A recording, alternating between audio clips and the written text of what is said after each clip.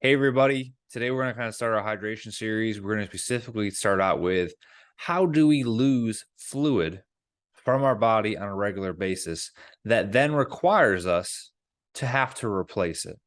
All right. So, three different ways that we do this. I hear lots of crazy things all the time from the athletes. They'll say, "Oh, I lose fluids from throwing up, or I lose fluids from spitting, or I lose fluids from blowing my nose." Right? I've heard the craziest things. Think of those three things I just said. You're not doing those every single day, all throughout the day, right? So those, yeah, you will lose fluid in that case, but you're not going to lose it to the extent that you will in the other three ways that we're going to discuss. So the first way you lose fluid is typically is sweating, right? So when our body is doing activity, our body temperature is going to go up. And to ensure that our body does not go up to a really high temperature, right? We don't overheat or we don't want to risk ourselves getting heat related illnesses in that case that could have a negative consequence on our health and our performance. Um, our body sweats, right? So whether the wind is blowing the sweat off of us or blowing the heat off of our skin, or when that heat is coming to the skin and the sweat drops off of our skin to get rid of the heat, that's what is allowing heat to be released and get away from our body so we can control that body temperature, right? So that's why if it's super hot and humid, you're sweating really bad and then you stop sweating, that's really not a good sign, right? That means you don't have enough fluid to be able to bring that heat up to the skin surface, which you're probably in a really dehydrated state. And we don't want to get down to that situation or be in that situation. So that's one way to lose fluid. Second way that you lose fluid is through our pee, right? We pee every day, all throughout the day. Um, you know, it, our looking at our pee gives us the ability to tell where we are from a hydration status throughout the day, right? So you don't want your pee to be dark like apple juice, right? That means you're dehydrated. We don't want it to be crystal clear the entire day and feeling like you have to pee every 30 minutes because that could be overhydration, right?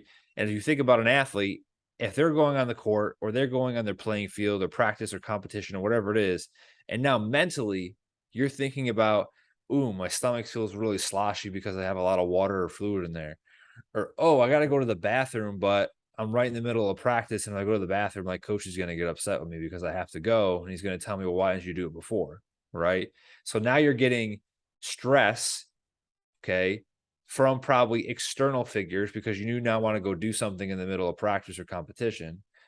And then also physically, you're not feeling very great. So now physically, you're not able to do what you need to do. And now mentally, the way you feel physically and then the feedback you're getting from others is now possibly affecting how you're performing on the court or field, or depending on whatever sport that you do. Right. So we want to keep your pee light like lemonade or a pale yellow. If you're able to keep it around that light yellow color throughout the day, that's a really good feedback indicator every time you go take a pee to be able to tell you that you're heading in the right direction with your hydration throughout the day. Okay. If it obviously starts to get darker, that should be feedback to you like, hey, you know, during this time of the day, my pee's always dark. That should be then, okay, well, I need to pick up my fluids around this time of the day because this is where I always end up lacking and not doing a great job. Or my pee color for one day was like lemonade. I did a great job. I felt really good. And the next day, I only got a couple bottles of fluid in. I felt tired. I felt exhausted. I had a headache. Right. So that's your body's giving you constant feedback all throughout the day. Whether you're doing a great job, it's going to tell you're doing really well. If you're not doing what you're supposed to do, it's going to give you feedback and you're going to feel worse and you're not going to be able to do what you need to do on your respected field or court.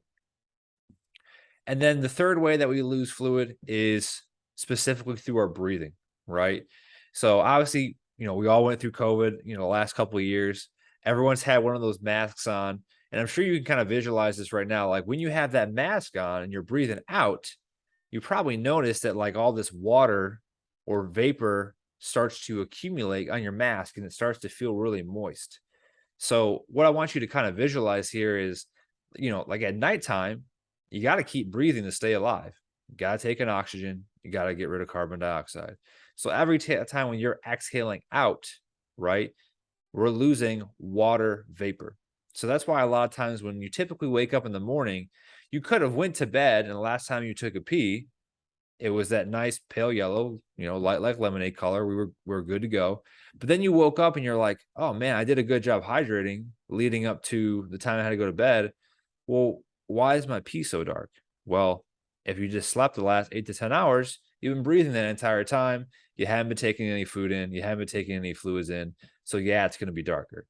Now, if it's darker 2 times, 3 times in a row after that initial point in the morning, probably should be concerned because you're not getting enough fluids in, right? Whereas if it's dark and the next time you pee, it's back to that desired color that we want it to be at, then in that situation, you're probably good to go, right? Like you did took the initial steps in the morning, whether you woke up, you got a bottle of water, or when you went to breakfast, you made sure you got milk, juices, smoothie, whatever that fluid may specifically be, and you got yourself back to that point of baseline.